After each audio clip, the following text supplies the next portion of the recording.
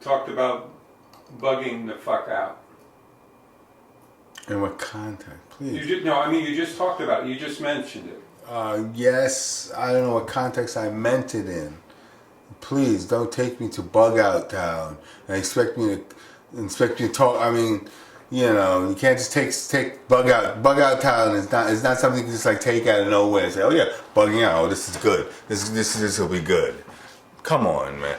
I'm not saying that's what you're doing, but just know that you just can't take that because that's heavy. That's heavy. That's like saying, so your mother's dead lying on the ground. So tell me. That's the same thing. It's that you can't just like take bug out. Bug out is so complex, man. There's so many levels to bug out. That's like 5 levels in a 9-level thing, a 9-level cake. Bug out right there.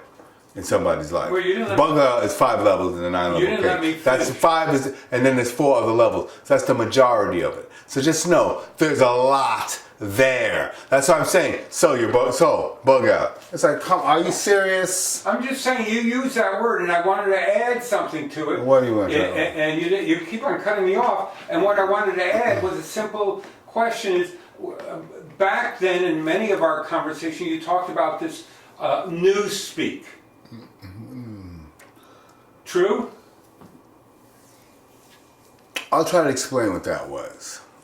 Subspeak is what it was. Not newspeak. Subspeak. Subtle speak. Subtle speech. Nuances. Reading body language and the syntax in people's speech. What they mean, what they say, what they mean, what they don't say. Just becoming hyper aware to things that are real in psychology, my friend, and do exist, but the average person is not aware of. We're not those that are those fucking Dr. Haggertys of the world who like to go to dinner parties and like diagnose everybody at the party in 5 minutes, kind of thing. Yeah, those kind of people. They're aware of subtle speak and new speak. They're aware of shit. And you and the little things that what you're thinking of when you're doing your little, they're watching you go, oh, really? Geo Geller, really? These motherfuckers. So that's all I'm saying. Just becoming aware that exists and becoming overcome by it. Overwhelmed by it. It's like at 24, I just became hypervigilant. Not paranoid, hypervigilant. And that's what all black people are. You wanna know why? It's a survival technique. Because we wake up to the fact that we're being killed and they're trying to kill us. What they call the paranoid schizophrenic. It's just hypervigilance. And depending on how well you can cope with this understanding, it's how well you cope in the world.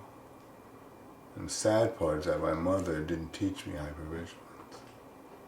My mother didn't teach it to me. My mother didn't give me the talk that I've discovered a lot of black mothers give their sons. Now, baby, just know when the cops come up to you, say no, sir. You say thank you, sir. You see, you put your hands on the wheel. You don't move. Filling them with fear. And then you don't run, and then of course you're black, so you can't do anything now in today's world. You'll never amount to anything, son. I didn't say that, but you'll internalize that and know that's what that means. That you'll never amount to anything.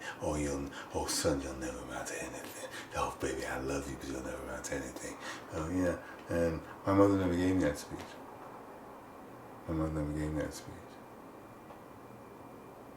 So I was not prepared. I was ill prepared for life as a black boy in America at 24, being bombarded with racism,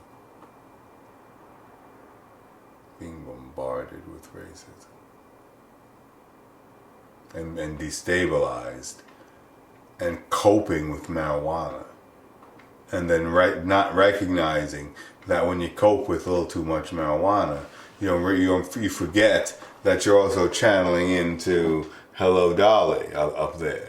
You're channeling marijuana is a channeling tool. That's a whole other conversation. You don't have to go. You don't have to take it there if you don't want to take it there. No, I'm interested in that. Well, are you really? Yeah. Did you ever experience it? Did you ever experience anything? Did you ever, no, I'm not saying. I'm not saying that. The channeling is what you're talking about in that dynamics of the new speech or the subtle speech. The subtle speech. So talk to me. The marijuana allows you to see it enhances your perceptions. It opens up the doors of perception and allows. That's why the books came out and at that time. It allows you to kind of perceive more. So on marijuana, I became hyper vigilant and perceived more and perceived people's racism when they weren't. When they were being racist, but then maybe thought they were hot. And back then, I knew when people were fucking with me, and it was like, oh fucking shit! Everybody hates me because I'm black. Oh my god! How am I gonna get a job again? What the fuck? How did this happen? How did this happen? What the fuck? Who's living? How the fuck? Yeah, when you wake up, because you didn't get to talk at 9 years old. Son, you'll never amount to anything. So just like get whatever job you can and find a woman maybe who's got a job and maybe get her pregnant, you know. And your son will never amount to anything. My grandbaby will never amount to anything. We'll never amount to anything, son, because we black. We're black and we never gonna amount to anything. So just be careful of the police, son. Be careful of the police. The police will kill you, son. The police will kill you, son. I never got that talk. I don't know if that's what the talk is like, but that's why I imagine the talk being like. Hiding in a cabin. Oh son, the police, son, the police, oh the son, the police. You know? I never got that talk. I got to learn that, oh yeah, the police. But at the same time, I came up with an understanding and knowing police officers, white guys and black guys, who just wanted a fucking decent job, because we gotta work, and thought, what the fuck, I'll give this a shot. You know? And whatever politics or blue wall or whatever fuck they're building out there, I don't know.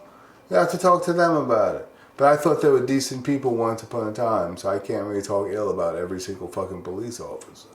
You know?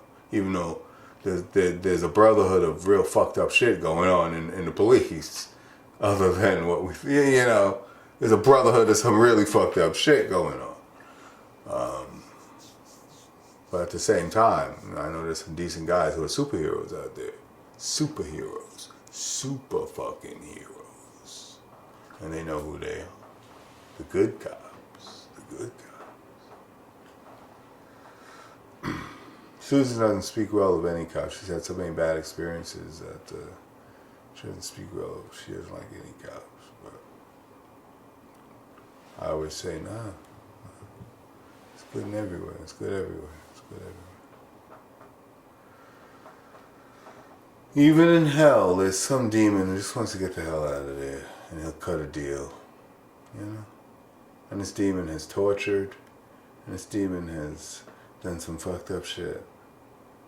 But if the right offer comes along, hey, could you get me the fuck out of here? It's hot. It's fucking hot. Yeah, there's even a demon out there who's willing to do the right thing for the right reasons if it helps, just to stop the burning. You know, so.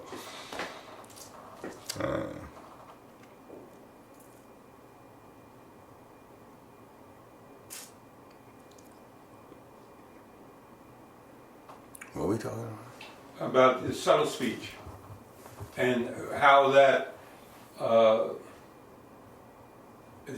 influenced you then and now. Are you? I didn't understand it then. I understand it now. It's just being aware of people, just being hyper aware. I'm just hyper aware. I didn't know what it was. It took me a little while to understand what it was, because by the time the state got their hands on me, they're pumping all these drugs into me, and it was kind of altering. And then they say, well, no, that's not what it was. It was this, and this is because you're sick and you're fucked up, and don't worry about any of that. And you're sick and fucked up, and you'll need this to maintain a certain level of sick and fucked upness that will probably last for the rest of your life on these meds that you'll have to take for the rest of your life because you're sick and fucked up. But one day you'll get out, and you'll still be sick and fucked up, and you'll still be on the drugs, but you won't be so sick and fucked up where we won't, have a leash on you and treat you like an animal. We'll treat you more like a pet, more like a domesticated kind of slave kind of thing. How's that? Domesticated slave? Domesticated slave?